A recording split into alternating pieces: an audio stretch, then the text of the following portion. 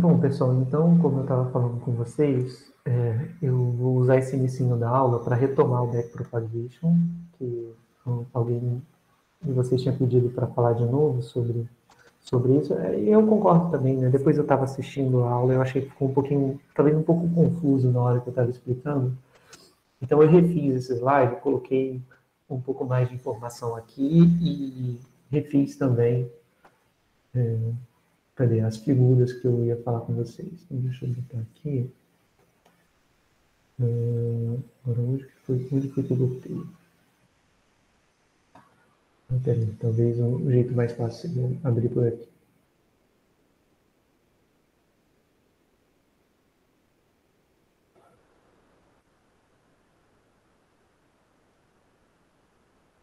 Não.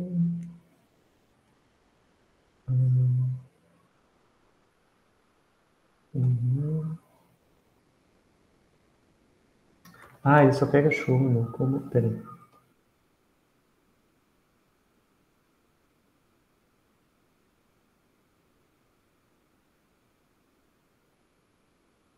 Ah, pronto, achei. Bom, então, pessoal, o objetivo vai ser o seguinte, né? O algoritmo de backpropagation, aqui eu coloquei o modelo MLP, tá? Multilayer Perceptron. Então, aqui ele tem várias camadas, tá? Lá no final eu tenho a camada de output e aqui eu só dei um zoom in para a gente ver uma parte da rede. Né? E o objetivo do backpropagation, do que é o algoritmo que a gente usa para treinar a rede neural, é calcular os gradientes, né, com respeito aos parâmetros. E quem são os parâmetros do modelo? São os pesos e o viés, né? Tá bom? Então, como é que a gente faz para calcular os gradientes, né, via backpropagation? O backpropagation nada mais é do que uma regra da cadeia, um pouco mais esperta, porque você vai guardando os valores dos gradientes, que você já calculou. Porque eles vão ser usados lá na frente, quando você for fazer o update para trás. Por exemplo, você calcula o gradiente com respeito a L mais um M, quando você tiver que calcular o gradiente com respeito a W, você vai passar pelo cálculo desse gradiente, porque você vai derivar com respeito a essa variável, e depois você vai derivar essa com respeito a essa, e depois essa com respeito a W. Então, isso vai aparecer para esse W, vai aparecer para esse W daqui também. Tá? Então, a gente está sempre reutilizando os gradientes que a gente já calculou nas camadas de cima. Então, backpropagation é isso, é cálculo de gradiente via regra da cadeia, só que feito de uma forma esperta, guardando os valores que você já calculou. Tá? Então, eu vou fazer o seguinte, eu vou calcular com vocês o valor do gradiente com respeito ao B e com respeito ao W. Deixa eu dar um zoom para vocês poderem ver melhor. O slide é bem carregado, né? Então, o algoritmo consiste em calcular as derivadas com respeito aos pesos. Então, aqui eu estou calculando com respeito ao Lésimo peso, né? E ao Lésimo viés. E aqui está tudo relacionado, né? Porque o Lésimo viés, ele aparece aqui e ele é usado para o cálculo da derivada com respeito ao Lésima matriz de pesos. Né? Se você trabalhar recursivamente, olha, essas derivadas, elas também aparecem com respeito às camadas superiores, tá vendo? Aqui aparece L mais 1, né? Então, eu uso essa mesma fórmula, só trocando L por L mais 1, e eu consigo calcular esse gradiente. E aqui é a mesma coisa, eu calculo o gradiente. Eu aproveito, aqui não é gradiente, na verdade, né? Aqui é o próprio W, mas eu aproveito os pesos de cima, né? Para calcular o gradiente com respeito a WL, né? Porque ele vai usar justamente esse gradiente aqui, que para calcular eu tenho que calcular o gradiente em verde e assim sucessivamente. Então, o objetivo é calcular as derivadas e aí eu guardo a informação da derivada para calcular o passo seguinte. Tá? Então, pessoal, o objetivo é esse. Eu vou colocar aqui para vocês as expressões, né, para que fique claro como é que... Ah, droga! Fica tão pequenininha essa barrinha aqui.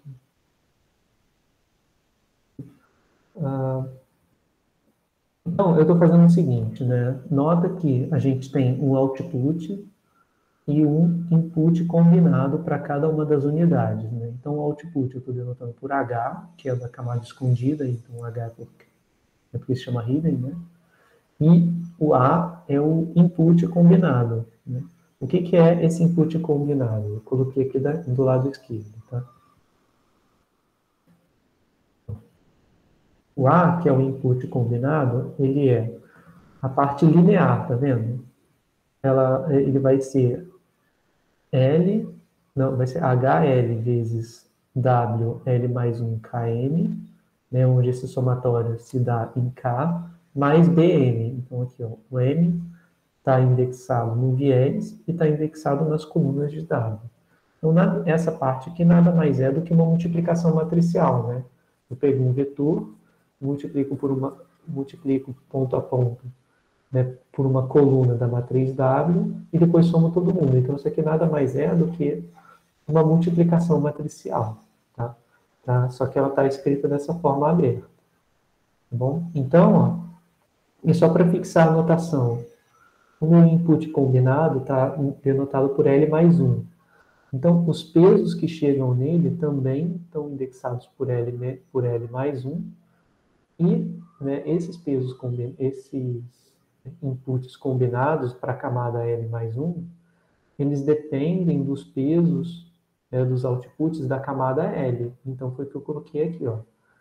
Para o input combinado L1, né, eu vou pegar todos os H's Lzinho, né, subíndice K, e vou combinar multiplicar pela matriz de pesos. E aqui, olha, os pesos que entram são os pesos que estão indexados por L mais 1, né, pela camada L mais 1. Tá? Então, é o peso que vai da camada L na camada L mais 1, estou indexando por L mais 1. Tá? Então, é assim que eu formo o A.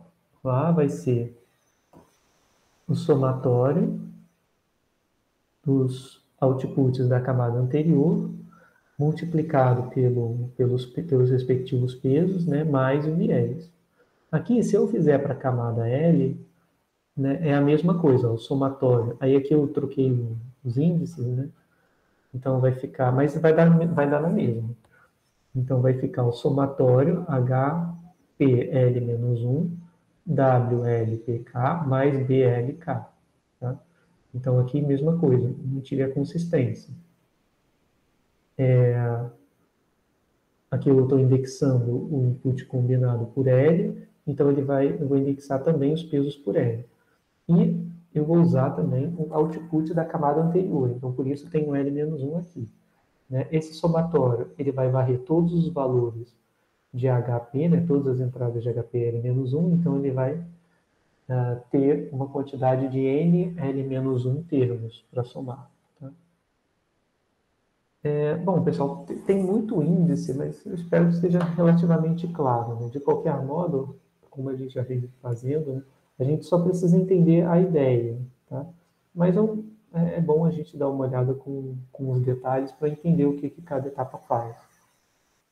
Eu também anotei aqui, que eu vou usar nas contas, a ativação não linear, HL de K. Então, o H é o output, o H é o output da unidade e o A é o input combinado. Então, o output é a transformação sigmoide aplicada ao input combinado. Tá? E aqui eu coloquei um subíndice L na função de ativação, porque essa função pode ser diferente dependendo da camada. Tá? Então, pode ser que na camada 1 seja ReLU, na camada 2 seja sigmoide. Não é muito típico disso acontecer, né? Até porque a gente tem visto nos exemplos, né? A gente costuma colocar o tudo ReLU, tudo sigmoide ou tudo tangente hiperbólico. Mas, por exemplo, no caso do LSTM, que a gente viu no ano passado, algumas ativações eram tangente hiperbólica, outras eram sigmoide, né? Tá? Então, só para ficar mais geral, a gente também pode colocar uma ativação que é diferente, uma função de ativação não linear diferente em cada camada. E aqui está a minha verossimilhança, que é o output. Né? Então, meu output vai ser o log da verossimilhança de y, dado quem? Para eu obter a verossimilhança de y, eu tenho que usar o último h e pegar os meus pesos, né, na última camada. Então, são os últimos pesos e a última camada vai depender só dos últimos pesos e da última camada escondida, tá? Bom, e aqui vem, de fato, as equações de backpropagation, né? São essas três aqui. Tá? Então, a primeira coisa, que foi que eu coloquei aqui na esquerda, é notar esse fato, que é um fato muito importante no cálculo backpropagation, que é derivada de qualquer função. Aqui, no caso, eu coloquei a função de custo, tá, pessoal? Que é a verossimilhança, que eu estou colocando como C. Eu não deveria chamar essa função de custo, porque ela deveria ser menos log. Mas meio que tanto faz, né? Você maximizar menos log, você maximizar o log ou minimizar menos log, dá na mesma. Tá? Só deveria ser um pouco mais cuidadoso com respeito ao uso das letras. Né? Isso aqui faz a gente achar que está falando de função de custo, quando, na verdade, que uma função de custo tem que ser minimizada, né, para que o nome faça sentido chamar custo, né? Mas aqui eu estou falando de verossimilhança. Tá? Então, enfim, coloquei C, mas vamos ter isso em mente. Então, a primeira coisa é notar que a derivada da função de custo com respeito ao input combinado é igual à derivada com respeito ao viés. Tá? E essa derivada com respeito ao viés é o que eu estou procurando. Né? É isso que eu quero saber. Que é esse é um dos parâmetros que eu quero atualizar. Então, justamente, essa derivada de C com respeito a BLK é o que eu vou usar lá no método dos gradientes. Né? O método gradiente vai ser justamente isso, pegar o beta-LK e somar com gama vezes essa derivada aqui. Então, esse é um cara central que eu quero calcular. E a primeira coisa que eu noto é que essa derivada é igual à derivada com respeito ao input combinado, tá? É claro, ao input combinado respectivo, tá? Então, eu coloquei aqui um lema que é justamente esse fato. O lema diz o seguinte: a derivada de qualquer função f, e aqui eu fui mais geral, tá? Essa função f, como eu coloquei aqui, é a função de custo. Mas aqui embaixo a gente vai usá-la múltiplas vezes, para várias funções diferentes. Então o lema é um pouquinho mais geral. Ele diz que para qualquer função, a derivada dessa função com respeito a BLM é igual à derivada com respeito a ALM. Então, só para a gente relembrar, né? Quais são essas quantidades? Então, eu derivar com respeito a input combinado é igual a derivar com respeito ao viés. Tá? Tudo bem? E aí, como é que a gente vai mostrar isso? É muito fácil, na verdade. Então, a gente vai mostrar fazendo o seguinte. Oi, alguém tem alguma pergunta? Então, como é que a gente vai fazer? Eu vou começar pela derivada de f com respeito a BLM. E aí, eu sempre posso fazer isso, tá, pessoal? Eu vou derivar f com respeito a outra coisa e multiplicar a derivada da outra coisa com respeito a BL, a BLM. Essa coisa, espertamente, eu vou colocar com respeito a ALM, porque é essa derivada que eu quero que apareça. Então, ela está aparecendo aqui. Então, vai ficar derivada com respeito a BLM, é derivada com respeito a ALM, vezes a derivada de ALM com respeito a B. LM. Aí, vamos comparar aqui, né? Eu posso usar, de repente, essa expressão aqui. Aqui vale para todo K, tá? Em particular, vale para K igual a M. Então, se eu tiver que derivar ALM com respeito a BLM, essa derivada vai dar 1, né? Porque ALM, BLM, a derivada é 1, que é o termo que está multiplicando aqui. Então, é só isso. É só anotar que a derivada de ALM com respeito a BLM é 1. Então, essa parte é 1, e só fica essa parte daqui, que é exatamente o lema. Né? Então, a derivada de f com respeito a BLM é igual a derivada de f com respeito a ALM. Tá? Então, isso aqui mostra, né, esse fato que eu anotei aqui do lado. Porque, nossa, eu gosto tão grande. Porque, melhor. Porque o caso particular porque essa relação é um caso particular disso aqui, quando f é igual a c. Tá? Alguma dúvida, pessoal, nessa primeira parte?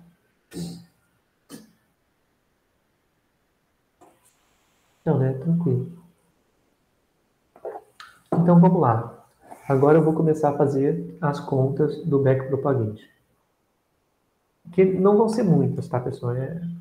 Pode parecer que é muita coisa, mas vocês vão ver que é rapidinho. Então, vamos lá. Primeira parte, eu vou fazer a equação 1. Então, eu quero derivar a função de custo com respeito ao output, HLK. Tá? Bom, essa derivada não é uma derivada que eu estou interessado na hora, ou uma derivada que em particular eu tenho interesse, porque os meus parâmetros são W e B. Tá? Então eu quero derivar com respeito a W e com respeito a B. Mas vai ser importante a gente passar por esses caras aqui, porque eles vão definir uma lei de recursão, né? O que vai ser bem útil do ponto de vista de eficiência computacional no cálculo dos gradientes. Tá? Então, eles vão ser importantes, não por si só, mas como uma ferramenta para ajudar no cálculo dos demais gradientes. Então, olha, só para fixar, eu quero calcular o gradiente com respeito a essa quantidade aqui. Tá? HLK. Aí, como é que eu faço para calcular o gradiente com respeito a ele? Bom, o gradiente com respeito a ele vai vir lá de cima, né? Então, aqui tudo tem setinha para cima, né? Se eu fosse continuar, isso aqui seria assim, tá bom? Enfim, isso aqui viria para cá. Né? Tem várias setas sendo omitidas nesse desenho. Mas o ponto principal é o seguinte. Para eu calcular a derivada com respeito a esse cara, eu preciso passar por aqui e por aqui, concorda? Na verdade, eu preciso passar por todas as unidades que estão aqui em cima. Eu preciso passar por toda a camada L mais 1. Tá? Então, isso justifica o seguinte: derivada da função de custo com respeito a LKM vai ser o somatório das derivadas com respeito a cada uma dessas entradas aqui. Aí eu posso derivar escrever a derivada ou com respeito a HL mais 1, ou com respeito a AL mais 1. Tá? Tanto faz. Aí aqui eu não vou botar o índice M, porque esse índice é particular da unidade, tá? Então aqui vai ser um índice M menos 1, aqui vai ser M mais 1. Eu posso até botar M menos 1, M menos 1, tá? Melhor assim. E aí eu vou fazer o seguinte, eu vou fazer a derivada com respeito ao A, com respeito aos inputs combinados, tá? Então, para eu fazer a derivada do custo com respeito a H, eu vou fazer a derivada do custo com respeito a cada um dos inputs combinados da camada de cima. Então, aqui vai dar a L mais 1, subíndice M, onde eu vou fazer o M variar de 1 até a quantidade de unidades na camada L mais 1. Então, na camada L mais 1, eu tenho NL mais 1 unidades. Bom, então, esse somatório que eu escrevi até agora, ele só faz essas derivadas pontuais até aqui. Então, agora eu tenho que calcular as derivadas que vão daqui para cá. Ou seja, para cada uma, né, dessas derivadas aqui, que terminam em AL mais 1, eu ainda preciso derivar de AL mais 1, M, né, porque o somatório aqui está em M, com respeito ao HLK. Tá? Então, eu vou pegar todos os inputs combinados e cada um deles vai ter um HLK lá dentro. Bom, e aí pronto. Né? Então, essa é a primeira expressão. Aí eu vou fazer algumas simplificações. Até aí, tudo bem, pessoal? Até essa parte aqui deu para acompanhar? Sim. Beleza. Então, vamos lá. Vamos dar uma olhada em como que eu escrevi a expressão. Bom, essa parte aqui está batendo. Essa aqui ainda não, né? É o que eu tenho que fazer de conta ainda. Então, vamos lá. Somatório n indo de 1 até nl mais 1, derivada da função de custo com respeito a AL mais 1m, que multiplica, agora vamos lá, AL mais um M com respeito a HLK. Eu coloquei aqui, na expressão da transformação afim, está exatamente igual à expressão que eu preciso derivar. Então, eu vou derivar AL mais um M com respeito a HLK. Então, quem é o input combinado? Né? É cada W, não, cada H multiplicado pelo seu respectivo W mais B. Como eu quero derivar com respeito ao HLK, isso aqui vai embora. Nesse somatório, todos os termos que são diferentes de K vão embora. Então, fica só esse termo. Quando eu for derivar com respeito a HLK, esse termo aqui também vai embora. Então, vai dar WLKM. Tudo bem? Tá? Então, essa derivada aqui é fácil, né? Que é a derivada da transformação afim. Tá? Isso conclui essa primeira parte, a equação 1. Deixa eu apontar aqui para ficar mais fácil de conferir, tá vendo? Aí, o que tinha de errado no outro slide era a ordem desses caras aqui estava trocada, tá? E aí eu acabei refazendo e coloquei assim, ficou mais fácil, eu acho. E aqui eu tinha posto outros índices, então estava bem confuso na hora de... Os índices aqui não batiam muito com os índices aqui de baixo. E, assim, o índice de somatório, por exemplo, pode ser qualquer coisa. Aí eu coloquei um índice de somatório que não era o mesmo que aparecia aqui embaixo, então ficou uma mega confuso. Agora eu acho que ficou mais fácil. Oi. Esse peso WLKM não deveria ser WL mais 1 KM? No que você escreveu. Isso, exatamente. Muito obrigado. Tá. Mais alguma coisa, pessoal? É bom que vocês estejam conferindo mesmo, porque assim, é tanto índice, com probabilidade 2, eu vou errar algum deles. Bom, então vamos lá. Vamos para o passo 2. Então, esse aqui é o primeiro passo. Agora vamos para o passo 2. No passo 2, eu quero derivar a função de... Eu vou continuar para baixo agora, né? Então, eu já calculei a derivada com respeito a HLK, e agora eu vou continuar aqui para baixo para calcular com respeito aos outros pesos. Então, agora eu vou calcular com respeito ao BLK.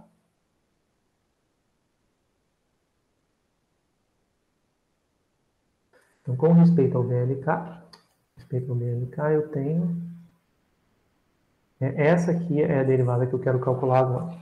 O BLK, ele só aparece dentro dessa unidade aqui, ele não vai aparecer em nenhuma outra, tá? Porque cada unidade tem seu próprio viés. Então, para eu derivar com respeito a BLK, primeiro eu posso derivar com respeito a HLK, e aí por isso eu calculei aqui em cima, tá vendo? Para poder aproveitar esse cálculo. E depois eu vou pegar essa expressão aqui e derivar com respeito a BLK. Tá? Bom, deixa eu ver o que eu fiz como que eu anotei a equação 2. Tá, então isso aqui tá certo. Cima linha. Beleza, tá. E aí começa a vir a utilização do lema, né? Vamos subir um pouco para a gente poder também tá. Então aqui eu vou derivar com respeito a HLK. Agora dá uma olhada, pessoal. Eu estou derivando uma função com respeito, né, essa função HLK, com respeito a BLK. Então a gente já mostrou que essa derivada é a mesma do que a derivada com respeito a ALK, né? Então aqui eu posso trocar pela derivada de HLK com respeito a com respeito a ALK.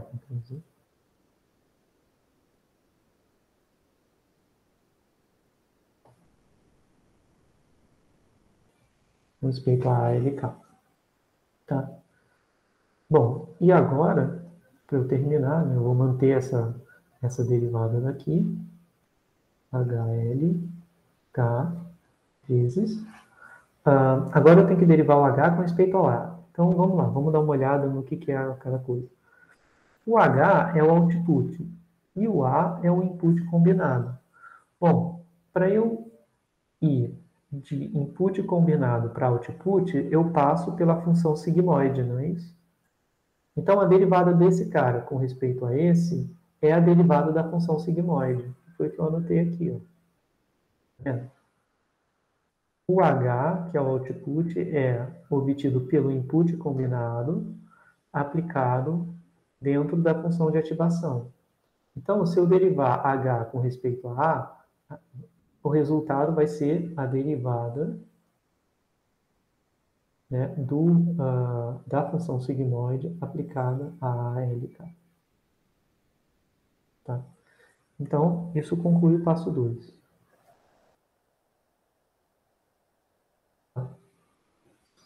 E aí a gente já nota, né, a utilização da derivada calculada em 1 para o cálculo da derivada em 2. Né? Então, isso mostra como eu passo do output para o peso, né? Para o viés, desculpa. E agora falta calcular a derivada da função de custo com respeito aos pesos W, L, P, K. Tá? Então, isso aqui vai dar gradiente de... Vou mostrar aqui na figura, né? Eu já fiz o gradiente com respeito à Lésima camada, ao viés da camada L, né? Na Késima unidade. Agora aqui eu vou fazer um peso genérico, né? O peso associado à enésima camada, né? Com entradas P e K. Então, para fazer isso, eu vou derivar com respeito a LK, certo? Eu vou derivar com respeito a essa quantidade aqui, que é o input combinado nessa unidade, e o W, esse WLPK, ele só entra aqui, ele não vai estar em nenhum outro lugar, vai estar aqui, nem aqui, nem nenhum dos outros, nem aqui. Tá? Então, a derivada vai ser com respeito a ALK vezes a derivada de ALK com respeito a WLPK. Tá? Então, deixa eu voltar para a equação 3. Bom, e aí eu vou fazer o seguinte, pessoal. Eu vou trocar, né? A gente já viu que derivar com respeito a ALK é a mesma coisa do que derivar com respeito a BLK. Era o lema, né? Derivar com respeito ao input combinado é a mesma coisa que derivar com respeito ao viés. Então, troquei aqui A por B. E aqui, a derivada de ALK com respeito a W, vamos ver lá quem é ALK em função de W. ALK em função de W, né? Eu quero derivar com respeito a exatamente esse peso, então o somatório vai todo embora. O somatório de P vai embora porque o termo que não tem P vai dar derivada nula. Esse aqui também dá zero. E se eu for derivar com respeito a esse, ele some, né? Que é uma função linear, então a derivada vai dar só HL-1P. HL-1P. Tá? Então foi o que a gente encontrou aqui. Equação 3. Alguma dúvida, pessoal, nessas contas?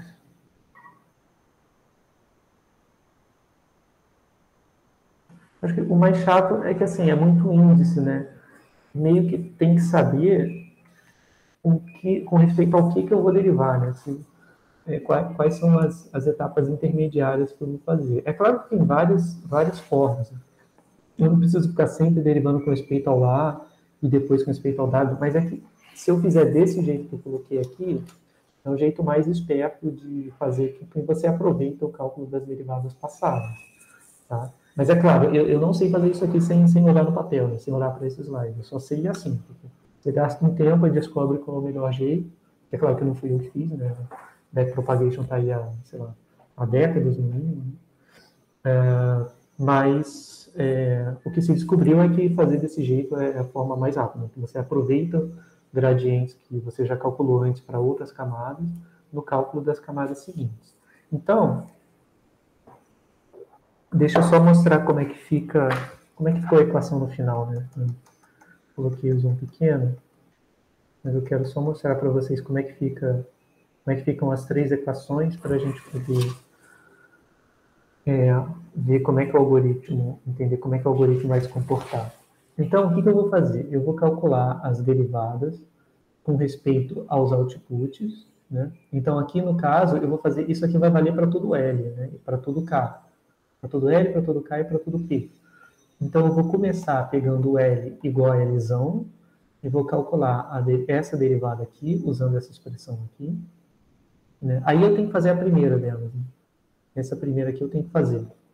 Para quando L é igual a Lzão, essa aqui eu vou ter que calcular.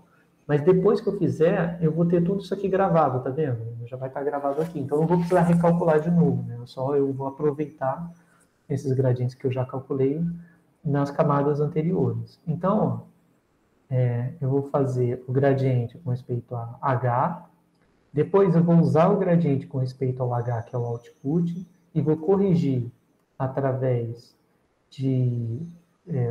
da derivada da sigmoide aplicada a um input combinado para obter a derivada com respeito a BL. Depois eu vou usar a derivada com respeito a BL para calcular a derivada com respeito a W. Né? E assim sucessivamente, porque agora eu já tenho essas expressões, aí eu vou para a próxima expressão aqui de cima, que seria custo com respeito a HL menos 1K. Então aqui vai entrar derivada de C com respeito a L, né? Aí eu venho para cá, né, que eu já calculei com respeito a L, e aqui vai vir o WLKM. Então o WLKM eu já calculei também. Quer dizer, esse aqui é o peso, né? Não é nenhuma derivada. Então eu já vou lá na minha listinha de pesos e pego o peso apropriado. E aí eu vou descendo de acordo com o que está nessa escadinha, né, e produzindo cada uma das derivadas aqui. Tá? Então, é uma forma de você economizar no cálculo dos gradientes. A única coisa que você tem que fazer é ir checando na memória quais são as derivadas que você já calculou antes para poder aproveitar no cálculo das próximas derivadas. Tá? Tem sentido isso, pessoal? Ficou um pouco mais claro? Eu entendi. Eu só achei bem complicado mesmo. Pois tem que fazer com muito cuidado, porque é muito fácil trocar um índice ou, tipo, esquecer qual é a ordem que tem que fazer as derivadas. Eu mesmo não sei, assim, eu tenho que ter já o lema feito e os slides para saber qual é a ordem, entendeu? Então, assim, é bem complicado. Ainda bem que o pessoal gastou um tempo para programar tudo isso aqui e a gente só precisar definir os modelos. Bom, e aí o algoritmo do backpropagation é isso que eu comentei, né, pessoal? É que eu só transcrevi de novo as mesmas equações que a gente fez, né? E aqui eu mantive a anotação com respeito a cada uma das unidades, né? Porque também tem isso. Esse C que eu estou tomando aqui é o custo da iésima unidade, né? Então você ainda tem que fazer isso para cada y e para cada x. Tá? Então foi isso que eu coloquei aqui, ó, para cada y e para cada x. Então, enfim, na prática ainda é um pouco mais complicado, porque a gente vai fazer isso por bet, né? Então a gente tem que calcular essas coisas para todo x e para todo y. Tá? A gente pode fazer combinado e tal, e fazer primeiro avaliar a função de custo em todo mundo, no x e nos y que caíram dentro do bet e fazer as contas. Tá? Mas aí, enfim, já começa a ficar muito detalhe. Acho que aí já basta entender intuitivamente como é que funciona. Tá? Então, pessoal, mais alguma pergunta sobre essa parte do backpropagation?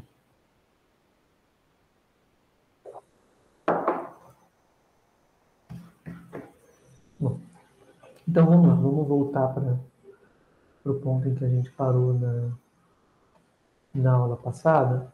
A gente estava falando sobre rede recorrente, né? Bom, e aí falamos sobre várias coisas, né? Falamos sobre a interpretação do LXTM, né? Que ele tinha essas válvulas, enfim, com detalhe o que cada uma funciona, né? Uma válvula é a válvula de esquecimento, outra válvula de input e outra válvula de output. Né? Deixa eu ver onde eu parei.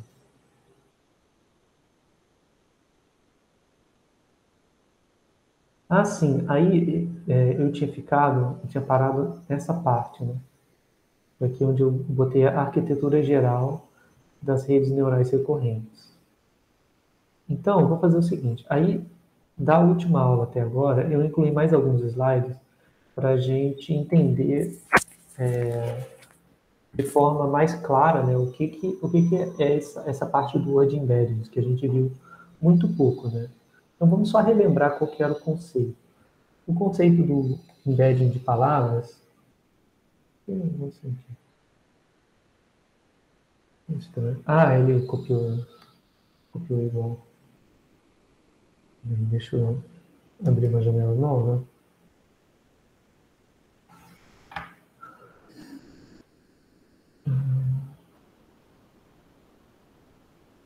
Não fiz? Ah, beleza. Tá, então, como é que funciona? O embedding de palavras, a gente viu que ele era, na verdade, uma função, né, contínua que vai das palavras em um espaço euclidiano, né, um espaço vetorial. Ou seja, ele transforma palavras em vetores. Porque todo o cálculo, né, de derivadas e das redes neurais em si, né, eles funcionam com vetores, né? Por exemplo, as transformações lineares nada mais são do que multiplicação matricial, né? Uma multiplicação de matriz por vetor, ou seja, uma transformação linear.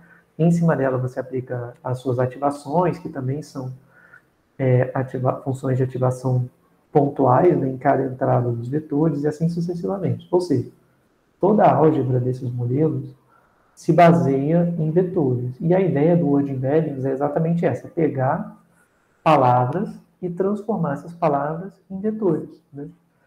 E aí a gente viu que o objetivo desse Word Embeddings era fazer com que palavras com significados ou contextos próximos ficassem próximas nesse espaço transformado vetorial. Então aqui a gente viu, por exemplo, algumas visualizações desse Word Embeddings. Então aqui, né, eu tinha números, né? E a gente viu que, conforme a gente vai andando nessa direção para cá, os significados vão ficando mais próximos de números mesmo, né? Então aqui eu tenho 1, 30, 15, 0.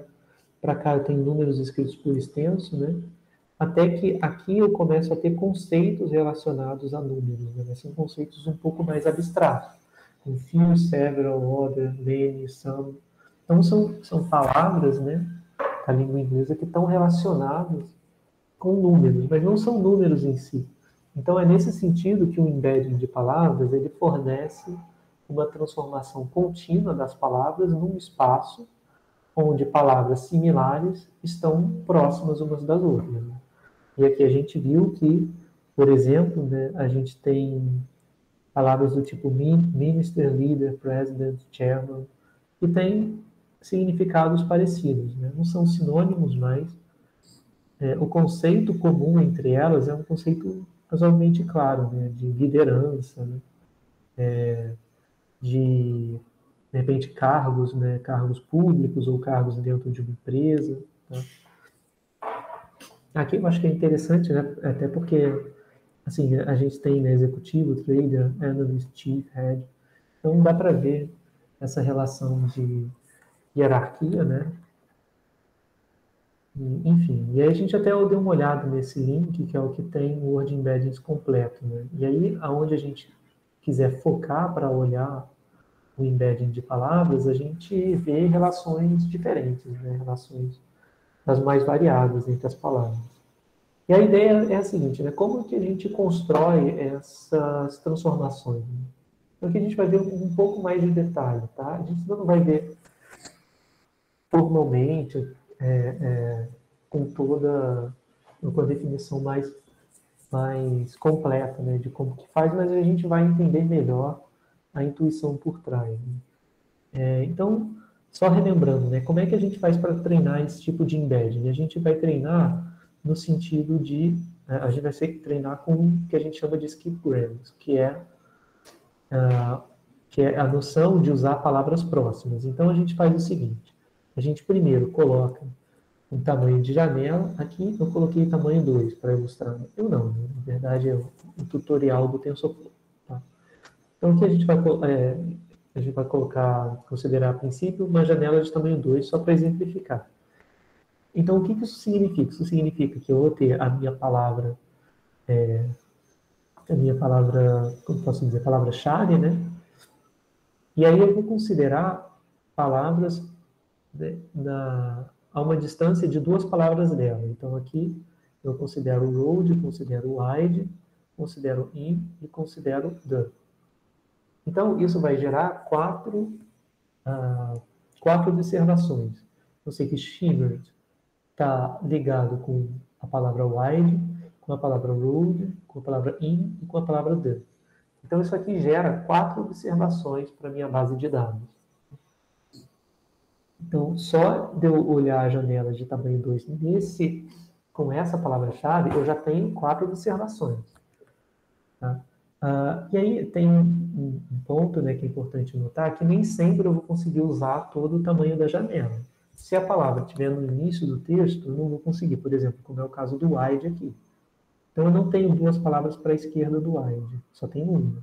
Então, eu vou só até lá, vou só até essa primeira palavra e olho as 2 palavras seguintes.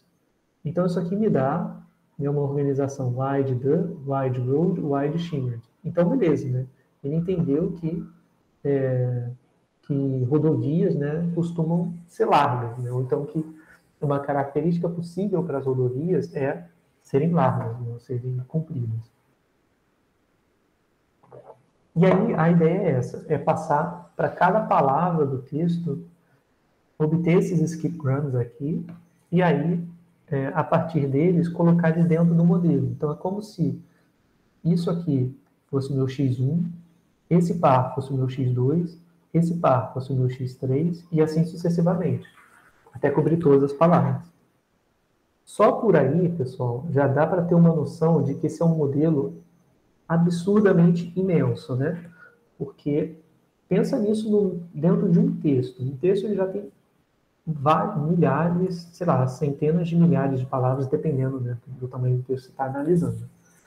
E tipicamente esses conjuntos de dados são compostos de não só um texto, mas vários textos. Por exemplo, no caso de review de filmes, que é a aplicação que a gente vai ver aqui. A gente tem vários reviews diferentes, cada um deles com, às vezes, milhares de palavras. Né? Então, depende, porque review não deve ter uns reviews tão longos assim. Né? Talvez, certamente, dezenas e centenas de palavras. Então, só para a gente pensar, né, o tamanho dessa base de dados. É bem grande mesmo, porque para originar cada um desses skipgrams aqui é uma quantidade grande de informação. Né? Mas é assim que a gente transforma, de texto para skipgram, e a ideia é que a gente tenha os pares aqui dizendo quais palavras estão relacionadas, né? Dizendo quais são os adjetivos mais comuns, coisas assim. Né? Por exemplo, quando ele fala hot sun, o algoritmo vai entender que o sol é quente. Né? Até em outros reviews ou em outras frases, deve aparecer também esse tipo de adjetivo, né? Para qualificar o sol. Toda vez que alguém reclamar do calor, pode ser que apareça uma frase nesse sentido. Né? Então, no hot sun, então ele vai entender que o calor é uma característica do sol. Tá? E aí a gente pode variar, né? Claro. A gente pode escolher um tamanho de janela maior, se a gente quiser. E via de regra, quanto maior o tamanho da janela, mais skipgrams a gente vai gerar. Tá? Mas tem um trade-off, né? Porque se esse tamanho de janela for muito grande, eu já posso começar a ter muita coisa relacionada com cada palavra e aí eu posso gerar muito ruído, né? Por exemplo, aqui tem the, in, the, então, né, o hot talvez não está relacionado exatamente ao shimmer, né? Então tem esse trade-off, né, entre tamanho de janela e do tamanhos maiores ou menores de janela. Né?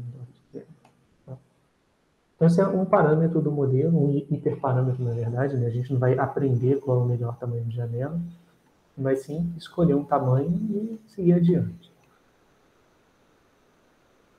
Bom, então, vamos lá.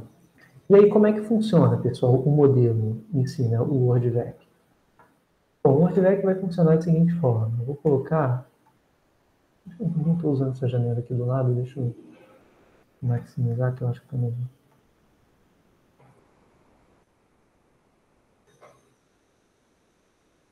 Bom, e aí como é que funciona, né? O meu vetor de input é aquele vetor das palavras, né? Então, ele vai funcionar assim.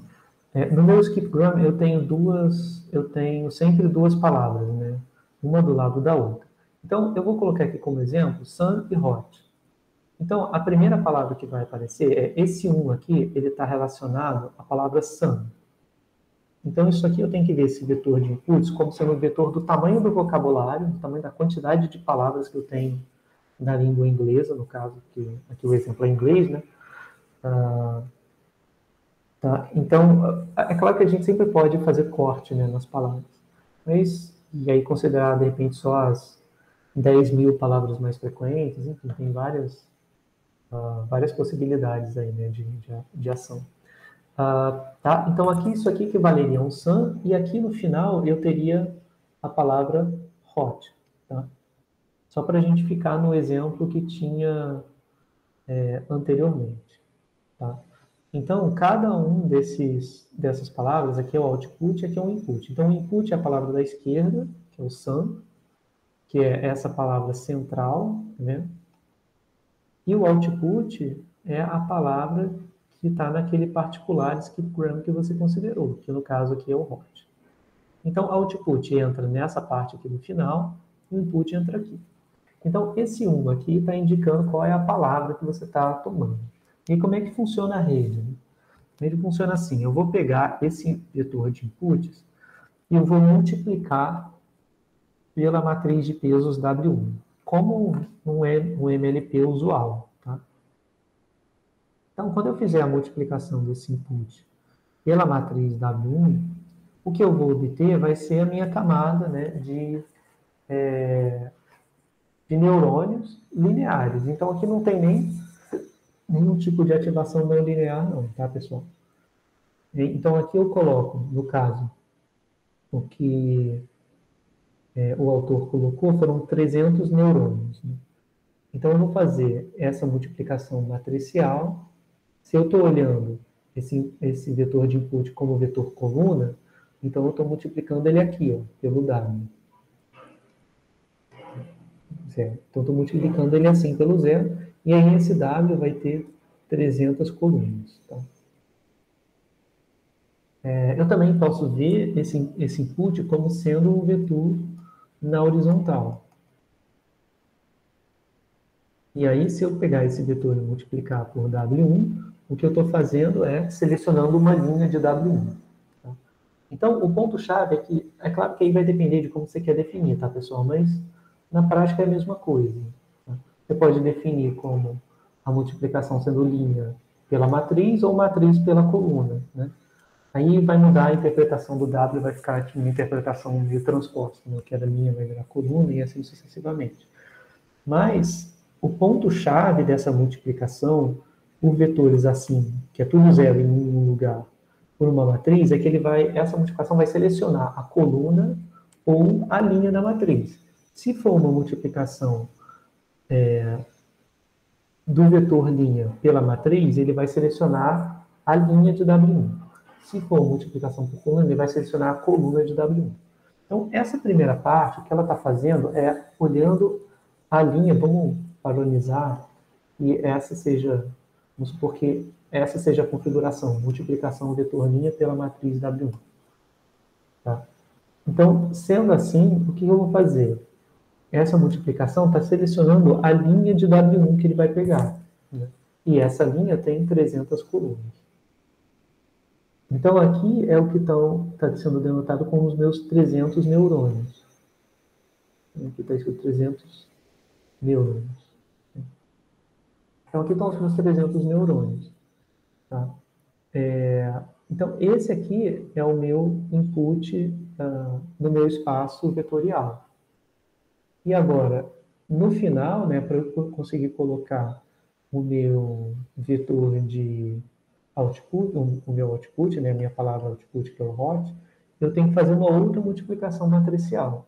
Essa sim tem não linearidade. Por quê? porque ela vai precisar colocar aqui probabilidades, né?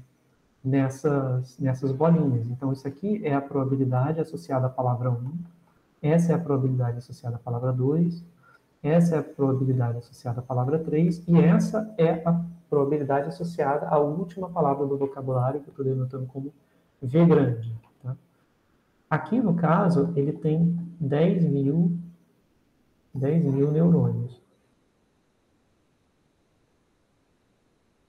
Isso quer dizer que ele restringiu o vocabulário, possivelmente, às 10.000 palavras mais frequentes da base de dados.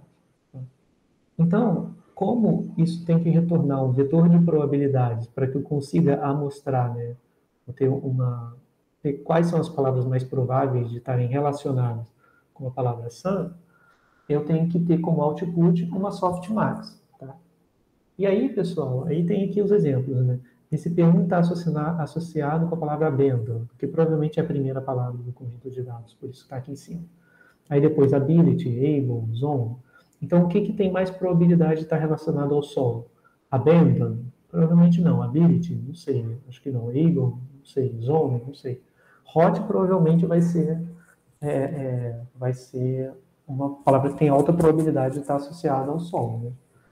Né? Então é isso. O que a gente vai treinar é essa palavra hot, ela vai estar codificada também dessa forma, né, com esse input. Vai ser o meu input y, ele também vai ser um vetor na forma 0, 0, blá, blá, blá, 1, 0. Né, em que aqui ele vai estar indicando exatamente onde corresponde a palavra hot. Tá? E aí o que eu vou fazer? Eu vou treinar um modelo para que essas probabilidades estejam o mais próximo possível de cada dos y, né, que fazem par com cada uma das palavras. Tá? Ou seja, aqui, quando eu colocar esse exemplo para ele, né, esse exemplo do x e do y, ele vai pegar aqui nesse vetor de probabilidades, aonde tiver a palavra hot, ele vai aumentar um pouco a probabilidade, na hora de calcular os gradientes e tal. Então, ele vai atualizar o modelo, atualizar os parâmetros, de forma que a probabilidade de hot seja maior, né, para quando vem um sun. Ou seja, ele vai lá na linha referente ao W1, que é a linha que está associada à palavra sun, e vai colocar essa linha perto, né, de dar um output igual a hot. Tá? E ele vai fazer isso para todos os skipgrams que você alimentar. Tá? Então é a partir daí que a gente consegue entender o que o modelo está fazendo, como ele está fazendo essa associação. Ele faz de forma probabilística mesmo, né? Associa cada palavra, né? Cada raiz do skipgram, que era aquela palavra do meio, vai associar as palavras vizinhas, né? Dessa forma que eu anotei aqui. Tudo bem? Alguma dúvida, pessoal, nessa intuição?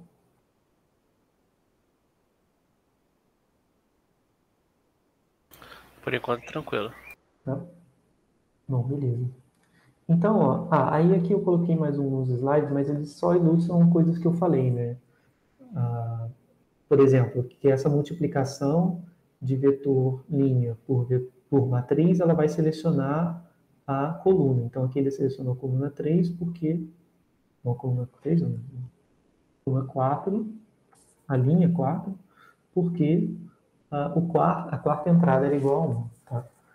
Então, quando eu tenho o que eu tenho como matriz, né, matriz de pesos W1, que é exatamente esse W1 que eu coloquei aqui, então essa matriz W1 está sendo colocada como 300 neurônios, então essa é a dimensão do espaço latente, né, aquele espaço que eu tinha mostrado antes, era em dimensão 2, que eu estou mostrando em dimensão 300. Então eu tenho minhas 10.000 palavras, quando eu multiplicar por W, o que ele vai fazer é selecionar a linha correspondente àquela palavra. E aí essas linhas são o que a gente visualiza aqui. Não é exatamente porque tem um Disney plot sendo feito. Então, tem uma redução de dimensão para 2D. Tá? Então, não é exatamente aqueles 300 neurônios, mas sim uma transformação deles para a dimensão 2, tá? Que é feito por esse método TSNE visualização. Tá? Mas é isso que acontece em termos práticos. Né? A gente pode pensar que essas coordenadas aqui correspondem às linhas de W. Tá? Essa coordenada aqui, que é a coordenada onde está o 0, essa onde está o 20, essa onde está o 1, essa onde está o ref, e assim sucessivamente. Então, essas são as linhas de W.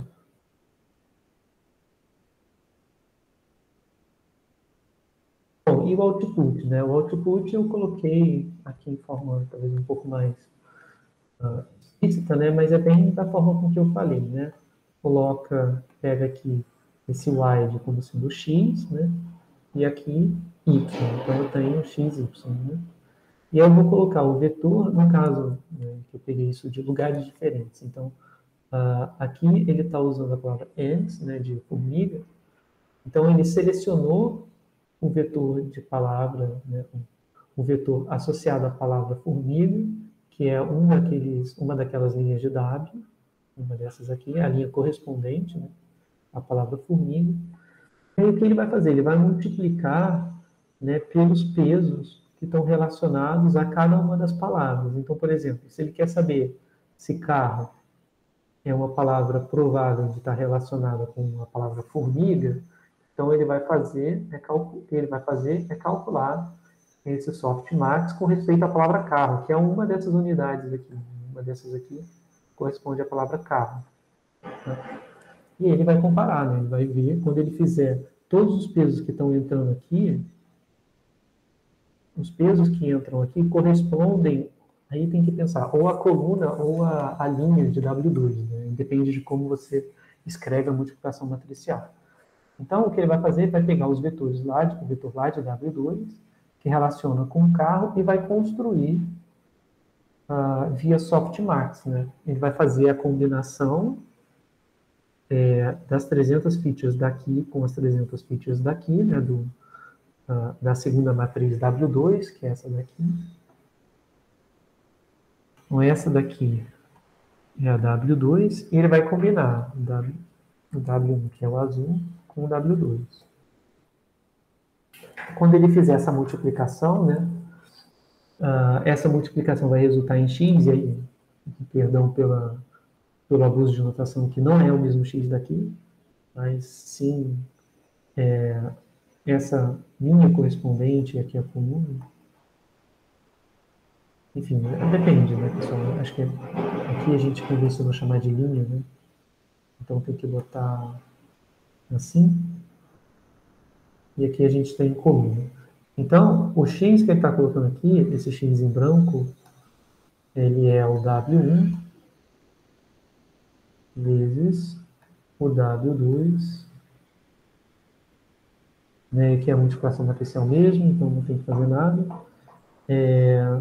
Mais o viés, aí o viés ele não colocou, tá? E aí o que a gente faz? A gente faz elevado, o softmax, ele é elevado a x, né, é elevado ao produto, né, mais o viés que ele está omitindo, dividido pela soma de todos os x's, né? Ou seja, aqui a soma é em x, então ele vai multiplicar, ele vai dividir por E elevado a W1 vezes W2 na coluna correspondente não à palavra carro, mas a todas as palavras do vocabulário. Tá? Então, para fazer a normalização, eu tenho que calcular esse produto com respeito a todas as outras palavras. Né? Então, é isso que está sendo colocado aqui matematicamente. Né? Então, a gente tem o seguinte, a probabilidade do output ser WJ, deixa eu voltar aqui para ficar com a notação correta. Aqui eu tenho como output um certo WJ, e aqui eu tenho como input um certo WK.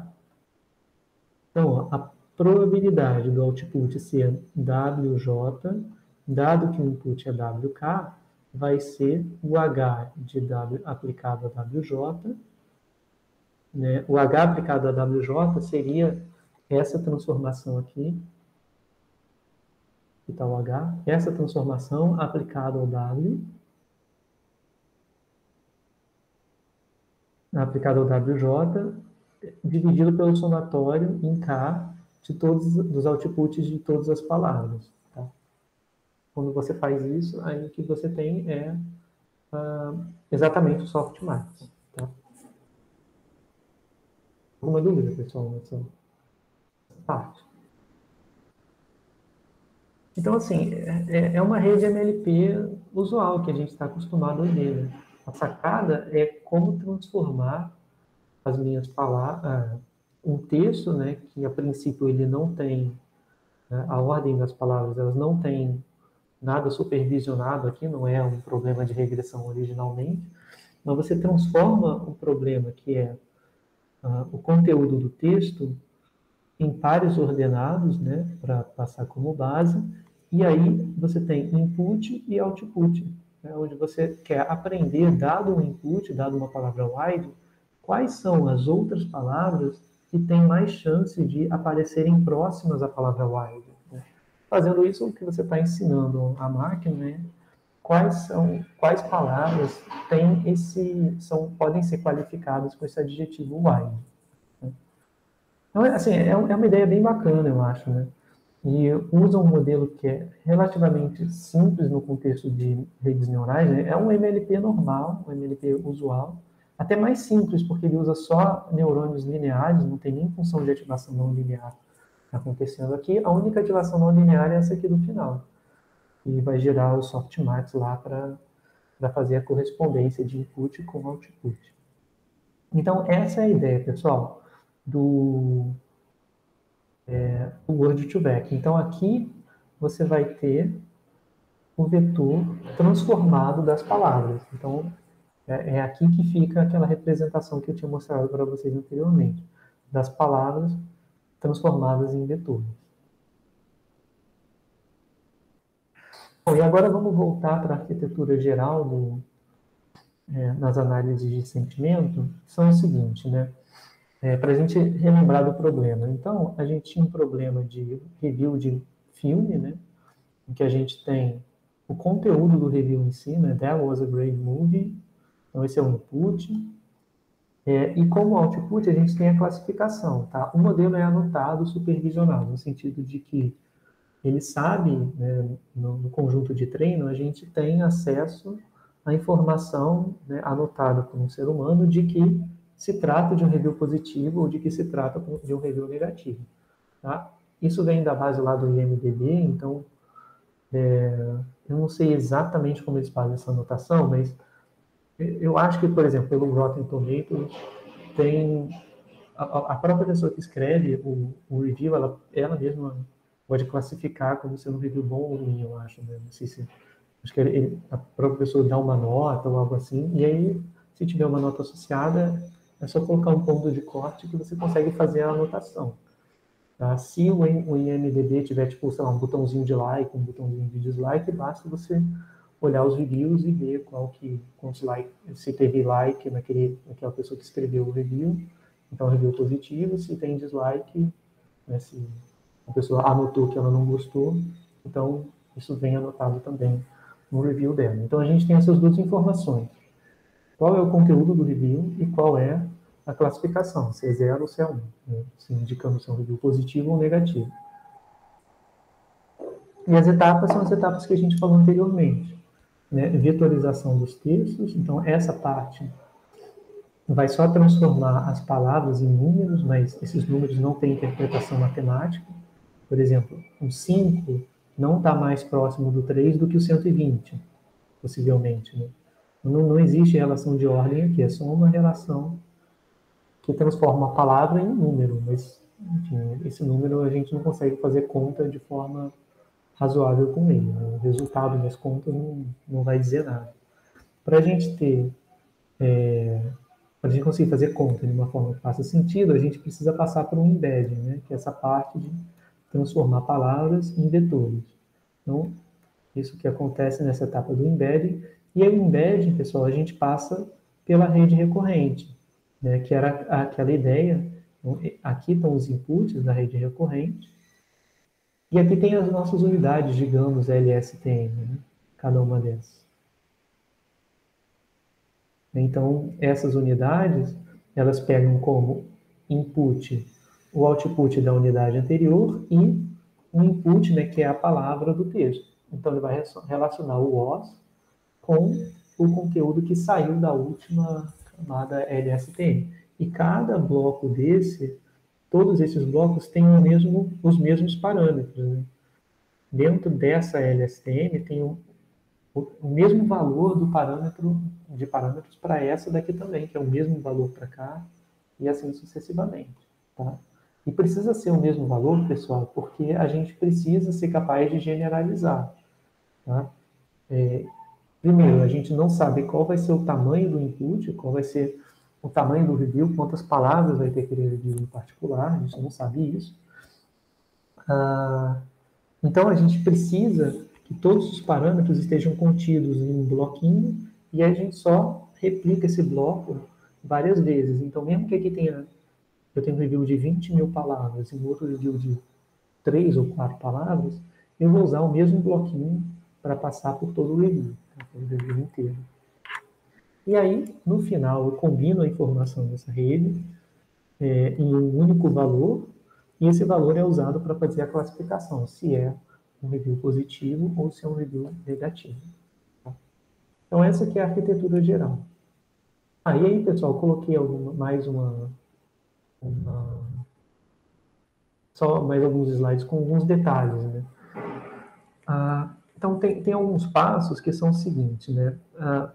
A gente vai trabalhar com inputs fixos, né? Então, o que vem como input, né, para os filmes, a gente coloca tudo com a mesma quantidade de palavras. Então, uma forma de fazer isso é usar o que a gente chama de pads, né, paddings, em que são simplesmente tokens vazios, tá?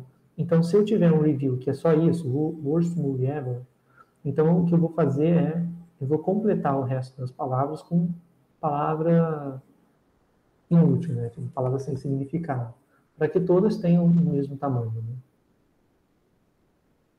Isso é só, eu não preciso fazer isso, né? Porque tem esse ponto das redes recorrentes. Mas é bom fazer porque aí você aproveita o mesmo código, né? É só uma questão de código, ele fica mais fácil de trabalhar na hora que você for fazer essa aplicação das redes recorrentes.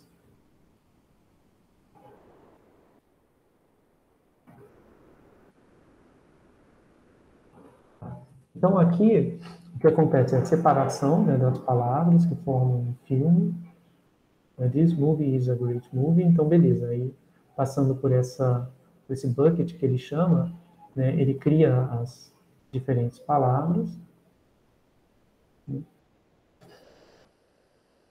E aqui é a mesma coisa, né?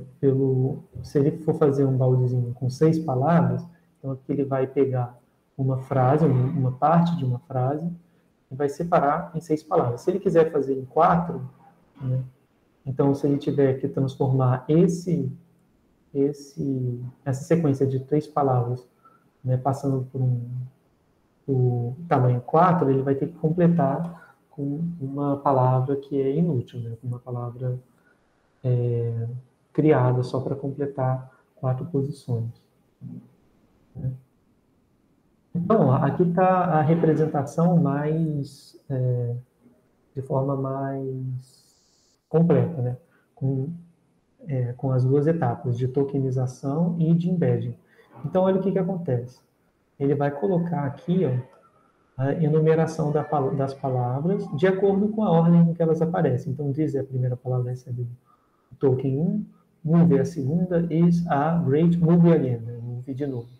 Então, ele vai receber o 2 outra vez, porque, enfim, a palavra movie está sendo decodificada pelo número 2. Aí, quando ele vai aplicar o word embedding, né, que vai transformar essa palavra em um vetor. Né? Então, isso aqui é depois, pessoal, de ter rodado os word embeddings, tá? Então, lá no word embedding, eu ia pegar, por exemplo, o this movie ia formar uma observação. Movie is ia formar outra. Movie a, aqui não tem nada, então eu ia entrar, né, no skip gram. Então, talvez se eu fosse com janela até 3, eu conseguiria pegar que great é uma característica associada a filmes. Né? Tá? Então, Só para vocês não estranharem, por que que aqui está indo de filme, está indo direto no vetor? É porque o embedding ele já foi treinado, tá? Uma vez que o embedding foi treinado, eu tenho para cada palavra, eu vou ter um vetor. Então, uma vez que o embedding foi treinado, para cada palavra eu vou ter aqui um vetor diferente. Então, o que ele está fazendo é exatamente pegando o vetor correspondente àquela palavra. Então, por isso ele chega nesses valores aqui. Mas é só uma ilustração, tá, pessoal? Que está em duas dimensões, mas é mais para que a gente consiga ver o que está se passando. Né? Então, aqui a dimensão ficou 2. Então, beleza, né? Ele faz isso com todas as palavras.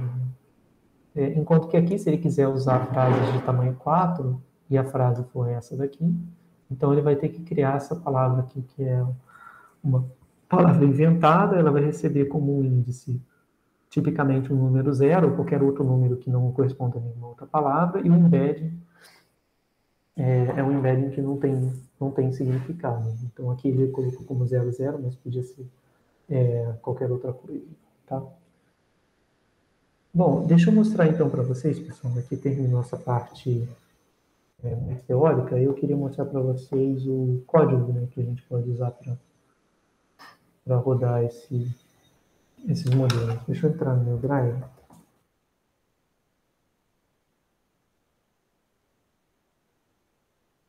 Acho que nem precisa. Ele já entrou direto. Eu acho que ele gravou aqui na barrinha e ele já gravou tudo o que eu costumo usar. Deixa eu entrar aqui pelo próprio link. Então tá aqui dentro do tutoriais TensorFlow, tem um notebook chamado RNN LPYNB. Então eu vou abrir ele aqui para poder mostrar para vocês. Espero que ele tenha gravado, porque demora muito para rodar isso.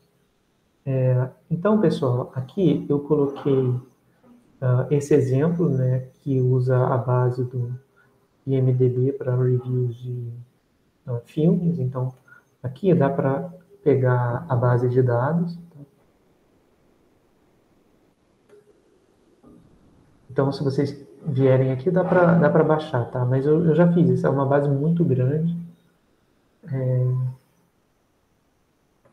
Então, eu já fiz essa parte e já copiei a base para o Google Drive. Então, está lá nas nossas pastas. Lá. Tá? Demora um bom tempo, até só está tudo zipado, mas só para fazer o download e deszipar tudo leva um tempão. É um conjunto bem grande. Então, essa primeira parte só faz a importação das bibliotecas. Tá? Essa outra parte é para liberar o diretório no Drive. Eu não vou rodar porque vai demorar muito, tá? Então, eu só quero mostrar para vocês os resultados. Então, eu aqui incluí, né, no meu caminho de pastas para o notebook olhar, eu incluí essa parte do Movie Review Dataset. Tá? Então, é aqui que eu estou colocando os reviews. Dá até para mostrar para vocês. Deixa eu ver. No Data Review. Eu vou vir aqui, sei lá, teste. Não. Eu vim no Unzip. Aqui eu só coloquei a pasta de teste porque era muita coisa. Então aqui são os reviews positivos, tá? Vai ficar um tempinho mostrando. Né? Tá vendo? Aí ele tem aqui todos os reviews, né? Então esse aqui é um deles. Fala que leva muito tempo para estar sei lá, eu não sei como traduzir getting going, né? Sei lá, desenvolver o plot, talvez. Enfim, né? Só por esse início aqui eu esperaria que não é um review muito longo. Né? Mas, enfim, tem que continuar lendo. Né? Mas, enfim, só para mostrar que é uma base algo bem real mesmo e alguns reviews são bem longos. Então, para que o modelo entenda, né, se é um review positivo ou não é uma tarefa muito trivial, né? Até bem desafiador, eu diria. Tá vendo? São muito longos em geral. Deve ter um ou outro, alguns aqui que são menorzinhos, né? Esse aqui provavelmente é positivo, né? Só por essa frase.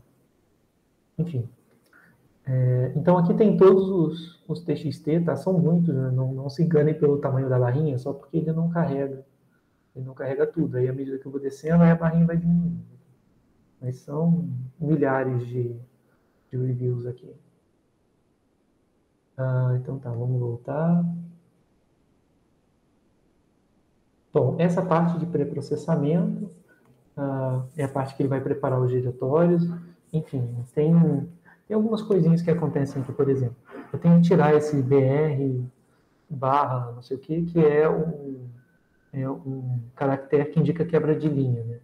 Então, o que eu mostrei para vocês, às vezes tem um caractere desse. Esse primeiro, esse que eu abri agora não tem, mas eu acho que esse aqui tem, tá vendo? Isso aqui é espaço. Então, enfim, tem esses pré-processamentos que são meio chatos, né? Tirar esses espaços, esse tipo de coisa. Carregar o conjunto de dados, esse prepare data, só o que ele vai fazer é tirar esses caracteres e colocar como se fosse espaço, tá? Em branco. Então, quando eu boto esse prepare data, ele só vai fazer isso. Aí aqui eu consigo visualizar os dados, né? Então, por exemplo, quando eu coloco a primeira observação, né, no label, esse aqui é o label 0, né? 0 é negativo e 1 positivo. Então, esse é um review negativo.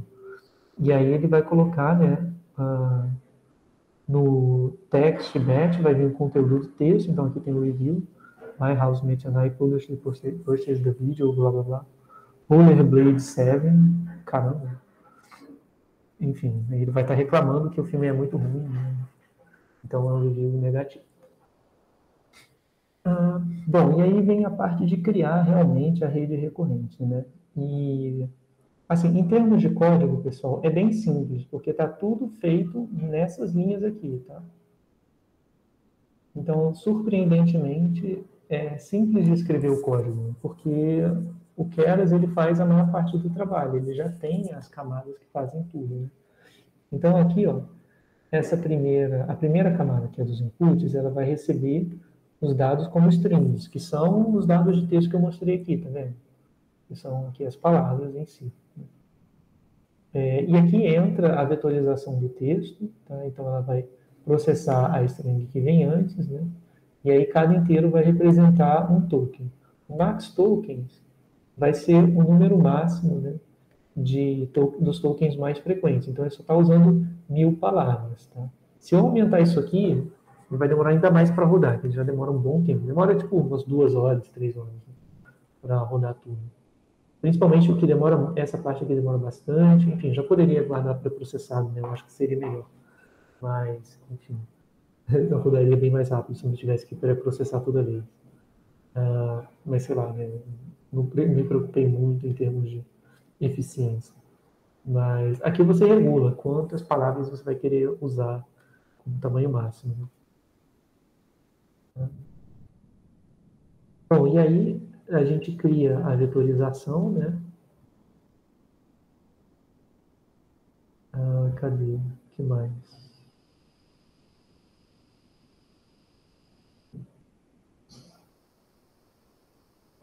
E essa função aqui é a parte que aplica a vetorização do texto ao conjunto de dados, né? Porque isso aqui cria só a camada. Né? Esse comando text vectorization cria a camada que faz a vetorização e essa parte, né, essa parte aqui do código vai criar as palavras vetorizadas, né, com esse comando .adapt. Esse .adapt aplica a vetorização nos textos. Tá? Bom, e aí a gente adiciona no modelo, né, o modelo que a gente começou a criar, adiciona a camada de vetorização e aí entra a camada dos embeddings. Né?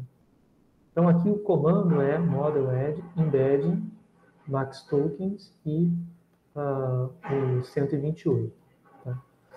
Então aqui esse max tokens eu tenho que adicionar um porque ele vai incluir palavras fora do vocabulário. Então na verdade ele não exclui nenhuma palavra que é que é das menos frequentes, mas toda vez que cai uma palavra pouco frequente, ele vai entrar nessa classe que ele chama de all of, que é out of, vários, eu não sei como traduz, mas toda vez que vier uma palavra que não é das mais frequentes, ela vai entrar como uma daquelas palavras que não denotam nada, né? Uma daquelas palavras adicionais que estão ali para indicar outras palavras, né, que não são tão relevantes.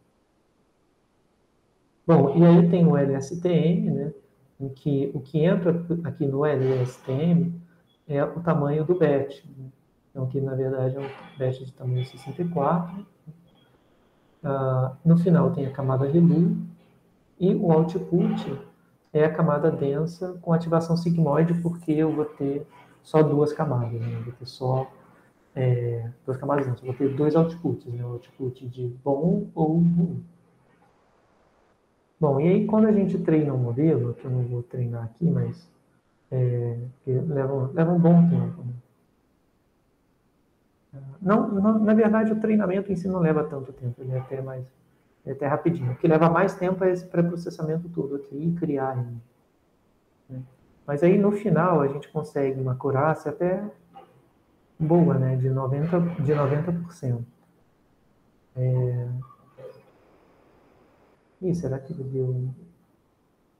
Será que deu problema e não vai rodar? Enfim. Aí, no final, pessoal, eu fiz o seguinte, né, quando eu criei botei esse compile e esse .fit, que fizeram o treinamento do modelo. Aqui eu salvo os pesos, né, da rede neural, e a gente consegue botar as previsões, né. Então, a gente pode, usando o model.predict, a gente consegue criar a classificação, criar reviews e ver o que ele vai dar como output. Né? Então, por exemplo, para essa frase, né, ele tem que identificar que o output vai ser alto, vai ser uma probabilidade próxima de 1, porque 1 está relacionado a um review positivo. Então, de fato, né, esse foi um review que eu criei, né, até bem diferente do review que eu passei que consta aqui como base de dados. Né? Tá vendo? Aqui são reviews bem mais longos, né? Bem mais elaborados, mas é meio chato escrever esses reviews longos só para testar o modelo. Né?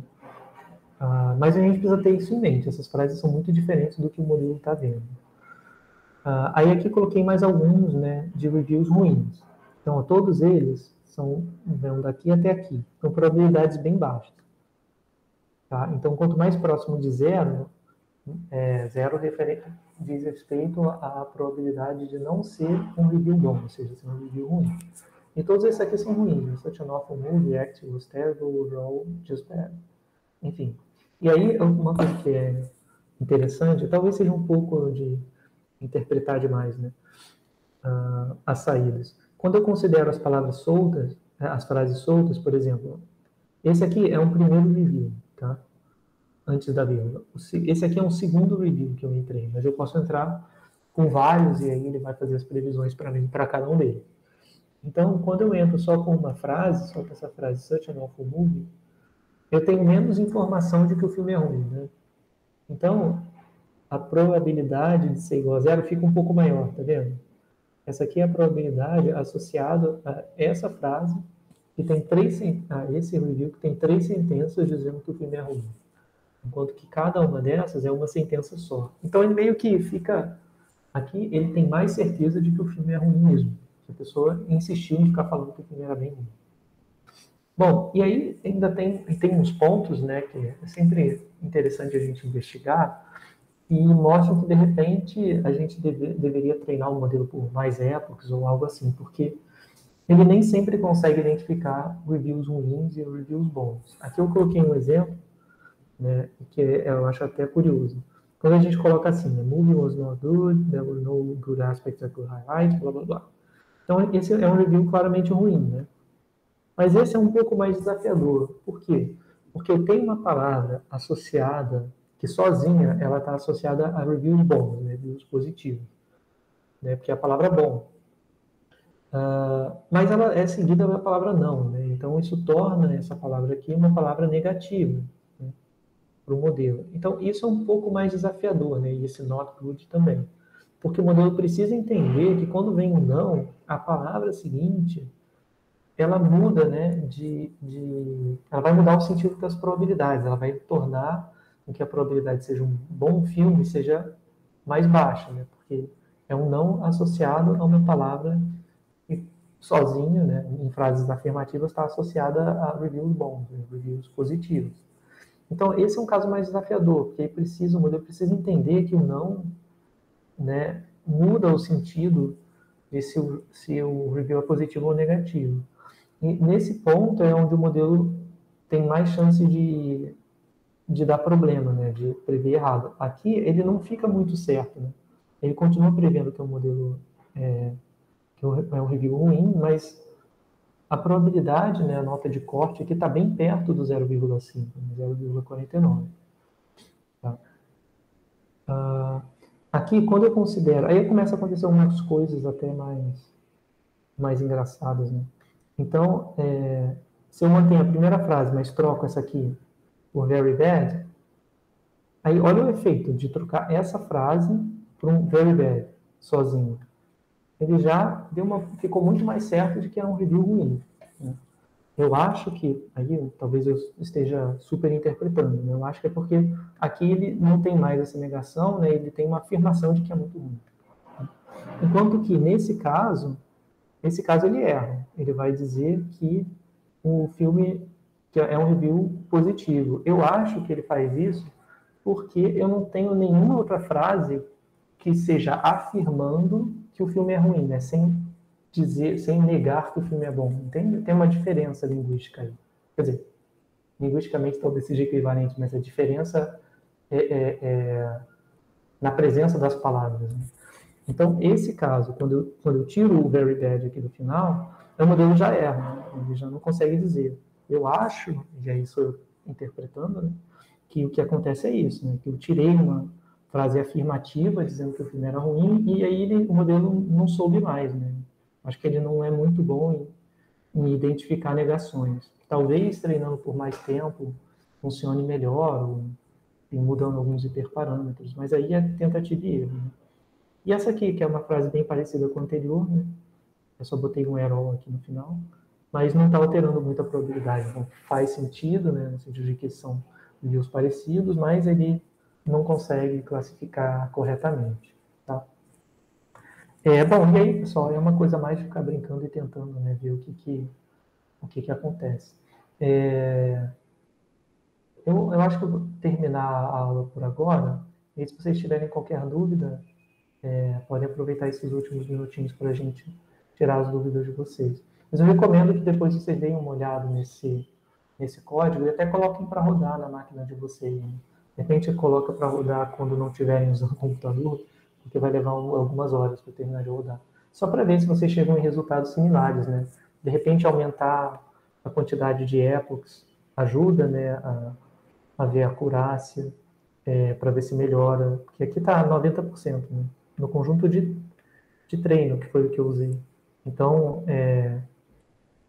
de repente, se continuar rodando, eu imagino que vai melhorar, porque até agora ele não oscilou, tá vendo? Ele só está aumentando de forma crescente.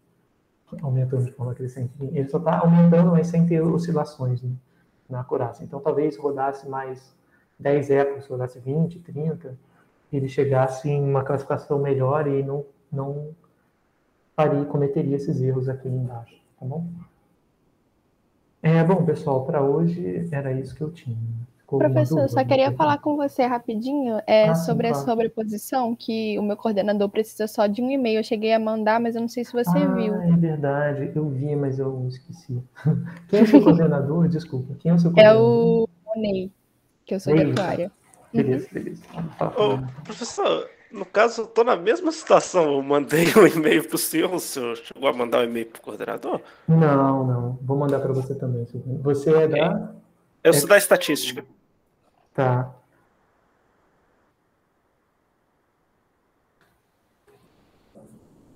Rebeca, né, que falou no e-mail. Isso. Uhum. Tá.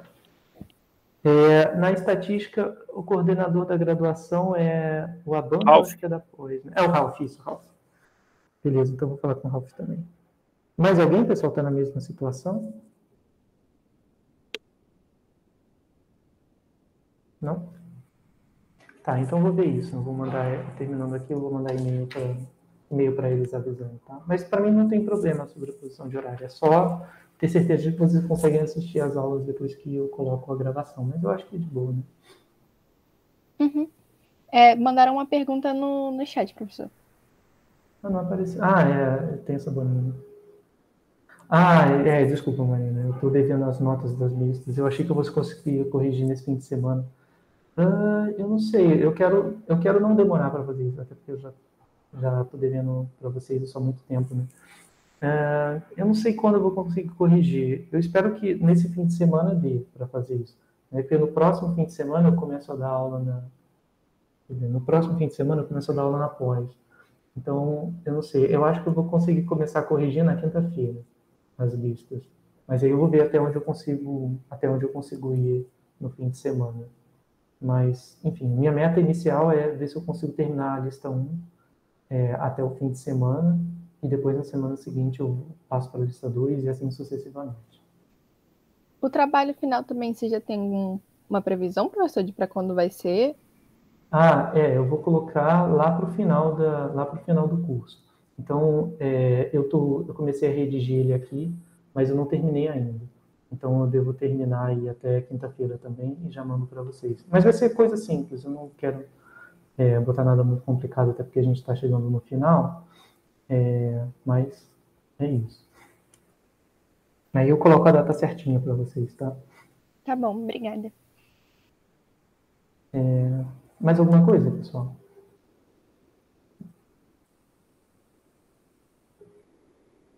Bom, então eu vou pausar aqui a gravação e a gente... já pausei, né? Bom, então é isso, pessoal. Vou pausar aqui e a gente se fala então na quinta-feira. Beleza. Tchau, professor. Até quinta. Falou, pessoal. Até quinta. Até quinta.